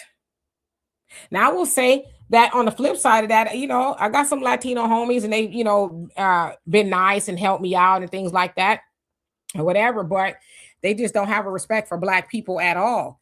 And unfortunately for Black Americans, we are always having to like fight for respect. It's like, listen, you ain't got to respect me, but don't disrespect me. See, those are two different conversations right there. I'm not asking you to bow down to me or nothing like that. But when you cross the line and you disrespectful, that's a whole different story. But I don't know if you guys have been watching the show, but some of you guys remember within the Latin culture, it doesn't matter if you're Puerto Rican, it doesn't matter if you're Mexican, it doesn't matter if you're Cuban, it doesn't matter if you're Venezuelan. There's a term that they use, make the race better. It's a form of racism within their culture. And because they have that racism in their country and in their culture, when they migrate from this little poor ass country that they come from, and then they see you here and the propaganda that America throws out about Blacks being gangsters and criminals and all this other stuff, what kind of attitude do you think they take when they get here? This is why we got to get back to the basics and start making these people believers again. Yeah, you know, like I said, just leave us alone. How about that? Leave us alone because, as I said, Black Americans, we not perfect. We got a lot of work to do, but we ain't out there messing with people like that. We're not. We want to exist. We want to be able to live in our communities. We want to just be able to do our Black stuff without people, you know, doing too much. But it's like I said, we always have to fight against disrespect, because I don't care if you respect me, but I do care if you disrespect me, right? Like I said, when I was in that store, lady, do you think I'm gonna let you call me a B word when my daughter's standing right there and I've done nothing to your mama? Your mama tried to disrespect me and push me out the way and I wasn't done with my transaction. See, if I didn't have no sense, your mama could have called it too. But I saw she was stupid and she led you into being stupid, right? And I'm like, who calls somebody a bitch that they don't know? Like all up in front in the store, like, first of all, you shaped like a roly-poly, and I know you ain't about that life, okay? You was talking big stuff like you was really about to just handle business, okay? So I had a lot going on through my mind, but I was like, yeah, I ain't gonna let that ride. Only reason why I didn't catch a case is because my baby was standing. And now when everybody comes up with and disrespects mama, your baby defending mama. I mean, for me, she should have just told her mama, hey, back up off of that lady, right? You doing too much. You know, we don't know this lady. And first of all, why is you touching me? Okay. I don't know you for, and I'm supposed to just move over. Oh, okay. Well, damn what I'm here for. Let Mrs. Potato Head, you know, just do what she got to do. You know, both of them look like some Idaho potatoes. Mm-hmm. Hey, real quick, Don P says, in the past 4 months, over 500,000 Black men have lost their jobs. Now, I want you guys to put this together. A year ago, over 400,000 Black women had lost their jobs within these so-called job reports, whatever it is. Now, allegedly, 500,000 Black men have lost their jobs. So let me get this straight. Donovan is being paranoid when I was throwing out these numbers saying that they are systematically gentrifying us and taking away our wealth slowly but surely. But what? Jay-Z, he a billionaire. He a billionaire. You take a few Black people that are doing well, and that represents all of Blacks in the United States? No. If you lose your job and you haven't paid for your house, guess what's going next? It's going to be your damn house. How are you going to make your car note? Do you guys know? And I got this from the African Diaspora News Channel app, Brother Phil Scott, big ups. Do you guys know the median payment of a car note is $800 a month? Now, I haven't bought a car in a long time. That blew me away. That blew me. I would never pay $1,000 a month or $800 for a car. Never. Listen, $800 is just the car payment. Never mind the insurance. You got full coverage. And you know, you live in some place like Houston, Texas, the insurance is stupid, right? And when I moved out here the first time, I said, why is the insurance is higher than California? They said because of your border state. California is too, but it's a border state. And she said people come over here illegally and they don't have licenses and they be running into people's cars uninsured. And so the insurance company is like, we're not going to eat that. Right. And so that's why I've always carried uninsured motorists, even to this day because of stuff like that. But yeah, $800 for a car payment. So what if you need a car? Even a used car payments are high. It's because of the interest rate, So yeah, that's where we are, But Black men have always been the most unemployed outside of Black youth, right? Have always been the most unemployed. So that's why when I was hearing about, Black women, they're all just Black women, which sucks, right? Anybody lose their job. I've lost a job before, but it's like y'all acting like the Black man is just happy and working every damn where. He's also lost jobs, but that's what they do. And this is the playbook of the Democrat Party. We gonna big up the Black woman. She's the backbone. Oh, she's this and she's that. Because I've always heard a lot of Black men complain about the programs and things like that Black women get, but Black men not so much. Kamala. Well, let's give Kamala a little credit. She wanted to do the Black man plan. Give y'all a little weed incentives and things like that. But she included everybody else. But outside of that, yeah, the Democrats would make it seem like the Black woman on her own, child. That Black man, he ain't nothing. But it's like Black men lost their jobs too. Why y'all just highlighting Black women? And unfortunately, like I said, and somebody else said, yeah, the Black woman, she fall for all that foolishness. And now she hollering on the internet talking about how she lost her damn job. It's like, well, you keep voting for it. You allow them people to pat you on the head, calling you the backbone of the Democratic Party, and you ain't got nothing to show for it. That's insanity. It is. And Facts and Feelings says the reason why some people car payments are so high is because of the American credit system, which was designed to charge Blacks more for the same purchase. That is true in regarding house as well. Jay Money, how you doing? Says selling us out for marijuana is crazy work. Yeah, they said give the Negro some weed. And we're going to work on your criminal background behaviors and all that other stuff. We're always associated with criminality. See? Yeah, and degeneracy. We're always associated with that stuff. What does Van Jones say? Mamala, thank you so much. That was a love letter to Black men. Mamala's like, you don't shut your sassy self up. But the funny thing is, a lot of our older elders are starting to speak up. How many of you guys heard what Shaka Khan said? And all these young girls just came for her. She was saying, it's like Luther Vandross. So see, one thing about Black folks that I like and about our culture that I like. Yeah, we want the girl look a certain way, whatever that does. But when you got a certain talent, you could be a Luther Vandross, big or small. Luther ain't got to dance. He ain't got to do all this other stuff. He could just stand there and sing. Shaka Khan, stand there and sing. Erykah Badu, she could just stand there and sing. And we appreciate that. And what Shaka Khan was saying is to compensate for the lack of the talent or the voice or whatever these girls are doing, which I agreed with. She didn't say nothing that was, to me, super mean. But look at what feminism has done. You can't say anything to these young people without them taking it to the left field. And you know what I say to that, Donovan? See, I'm about to be 55 and I'm really getting like Shaka Khan and them. I don't give a damn, okay? I know my hair looking kind of crazy right now, but I don't care. Listen, I don't give a damn. Shaka Khan was right.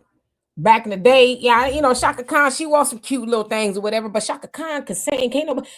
Shaka Khan hits notes that ain't even registered no damn where, right? So to her point, yeah, you used to have talent. And back in the day, you had to be a triple threat. You had to be able to act, sing, and dance. Now all you got to do is twerk. Remember Troop on Arsenio Hall? That's why they were on the show so much. They were going hard. Yeah, but like you said, you mad at Shaka Khan, who is an elder at this point, because she telling the truth. If I was Shaka Khan, I'd be like, I don't give a damn what you say. I'm gonna speak the truth no matter who like it. A lot of you broads out there, see, I'm getting a little too spicy. Y'all can't sing, you can't dance. All you do is twerk and stick your tongue out, roll around naked everywhere you go. And they paying you money to do it. And I understand why they paying you money to do it, because they know that a lot of these other silly parents out there will let these kids sit up and watch and listen to all kind of degeneracy, don't care what they listening to. So they know those, filthy women will influence your daughters because you too stupid to monitor what they're inculcating every day. That's why they pay Cardi B and them all that kind of money. They don't pay them that money because it's talented. Hell, I could do that. I mean, no shade to her. She getting her money, right? I could do that.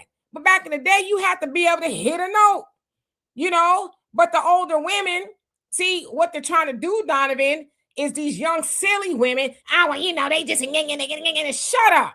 See, because that's what I do, right? I'm big auntie around here, okay?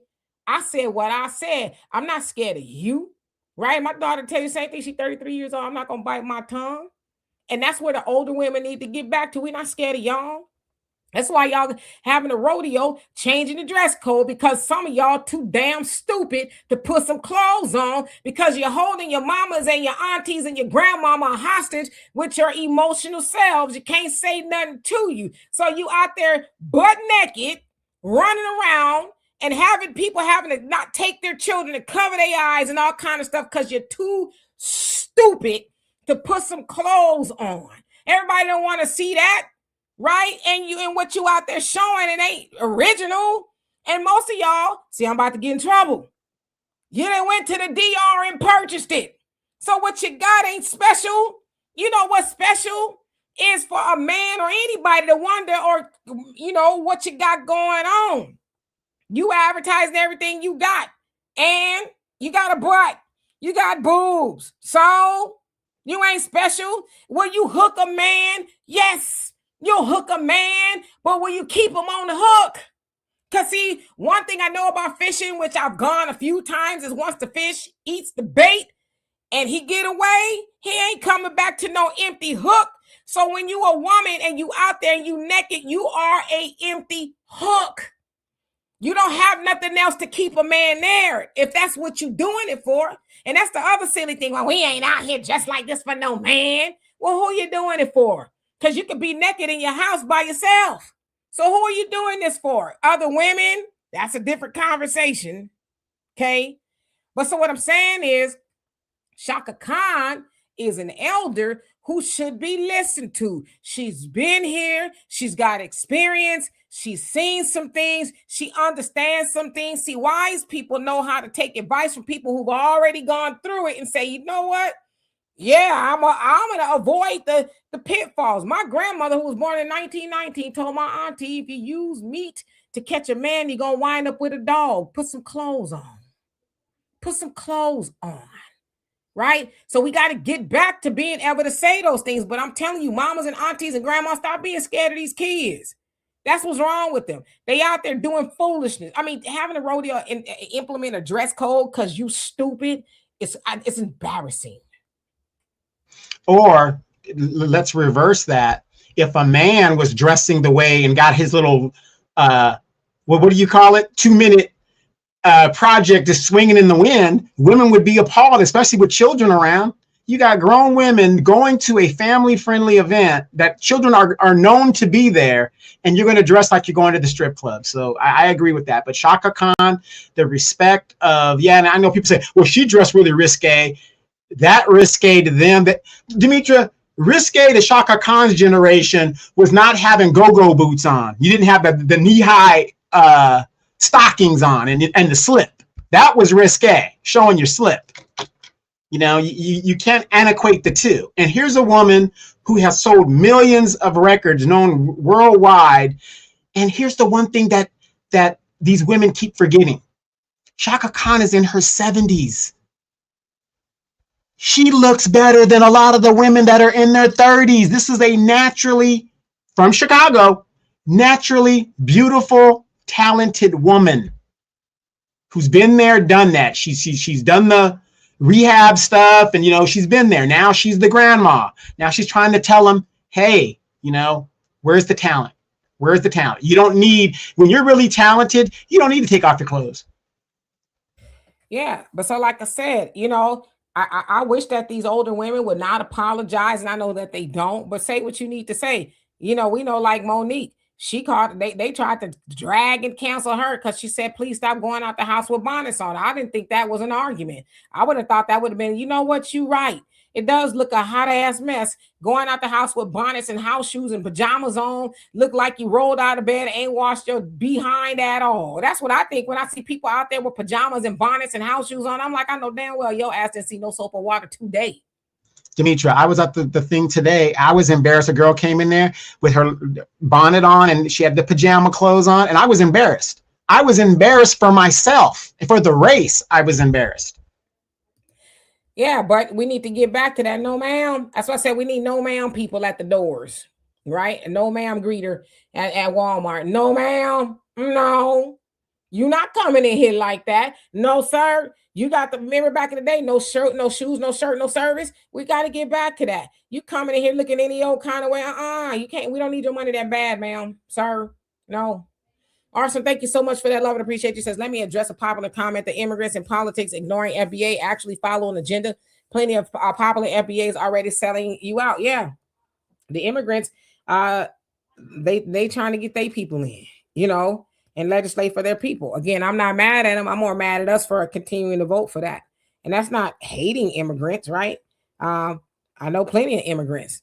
And I will tell you one thing, the immigrants I know, they don't like all this illegal immigration. They don't like it at all because they like, we have to come over here and do it the right way, you know? So, yeah.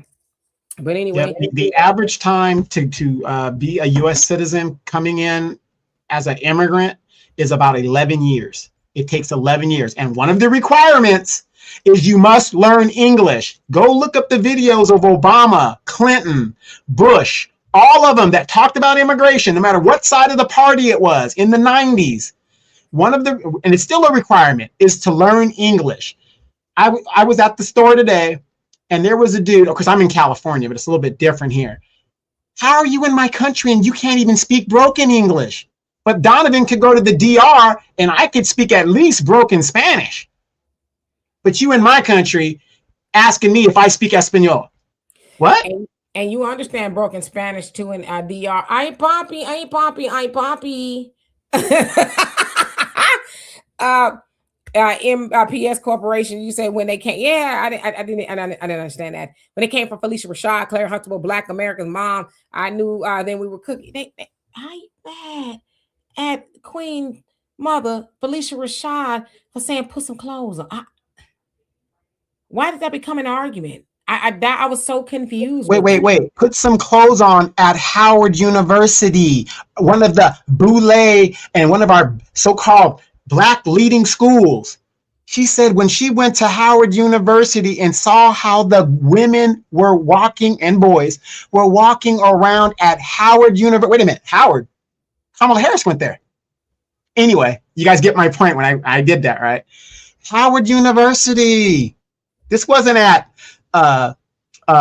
RCC. This wasn't at San Bernardino Valley. This was at the prestigious Howard University. They're walking around like that, and they came for her. Yeah, but then the other problem too is, Donovan, you have somebody like Maxine Waters, who's a great grandmama, talking about the audacity of WAP. I just think it's great. See, that was your moment to say, listen, Megan, I'm sure the song is, a great song. I wouldn't prefer to listen to that. I can't listen to that around my grandbabies. That's a different time, I understand, but no, I can't co-sign WAP. And Maxine, what is you doing listening to WAP?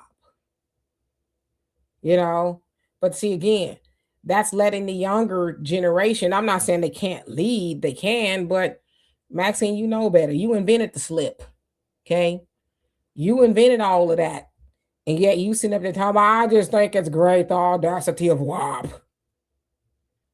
You were never supposed to relinquish your queen motherhood to Megan Thee Stallion.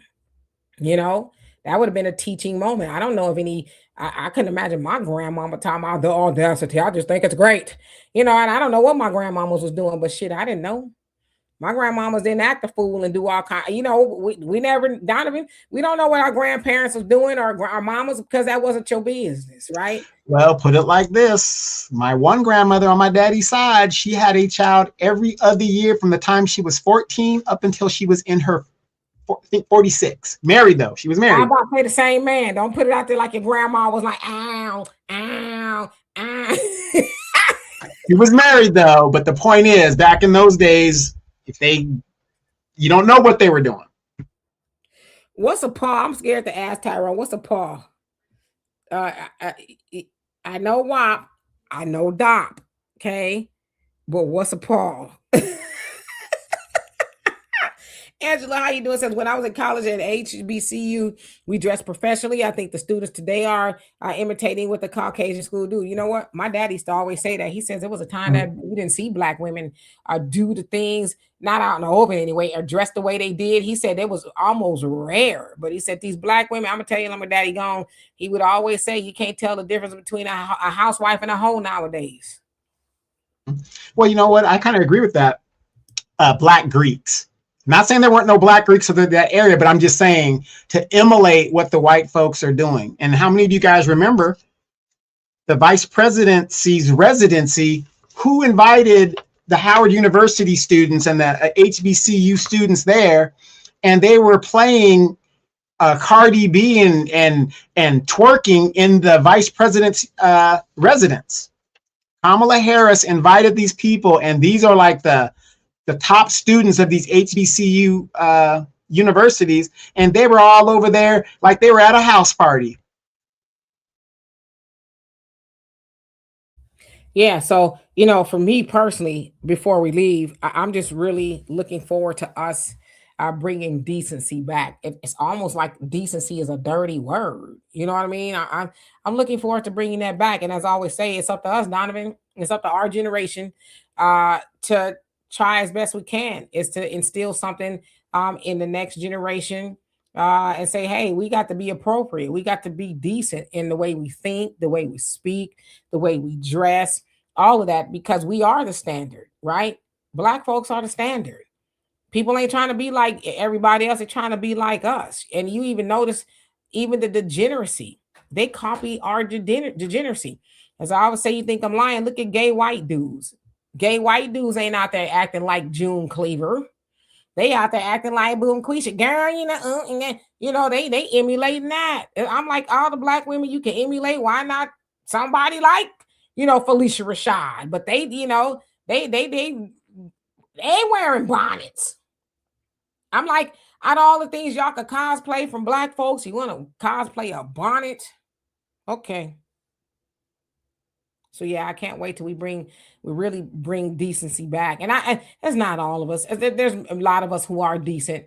Unfortunately, the indecency and the degeneracy, it gets most of the conversation, but it's enough of people doing it for it to deserve a conversation, I would say. So anyway, we're going to get out of here, but I will be back with you all on the African Diaspora News Channel, 11 a.m. Central Time. Then, of course, I'll be back with y'all 5 p.m. Central Time on this channel. Go ahead. And before we go, Demetra, don't forget to remind them where the African Diaspora News Channel folks will be at in May and all those other spots. Please come out if you guys are in that local community. Demetra will put it up just before we leave.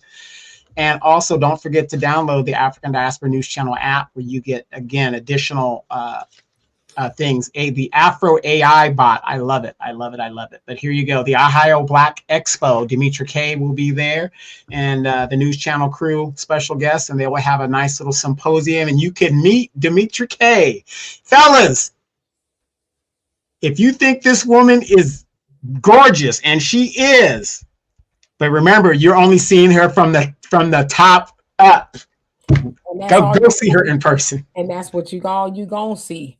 Okay, I'm gonna have me a tablecloth on. I don't even know how I dress when I be out there in them streets. You ain't gonna see Glow the Dean's goods. You sure won't. I would be dressed from the neck down. Okay, all you gonna see is my head. How you doing? We'll also be in Toronto, Canada as well. July 25th. If you want to get tickets, africandiasporanews.org/Canada, africandiasporanews.org. Canada. Anyway, y'all, we love and appreciate every last one of y'all. So again, see me tomorrow on the African Diaspora News Channel. It would be my pleasure to continue having a conversation with you. I'm gonna be outside with a lot of clothes on per usual. Okay, y'all wouldn't want to. But that don't stop the bump. But that don't stop the bump. Okay, I'm gonna have it's gonna be a tablecloth all the way around. Okay, because you're focused on what I'm saying. Okay. Anyway, I love you all. Peace.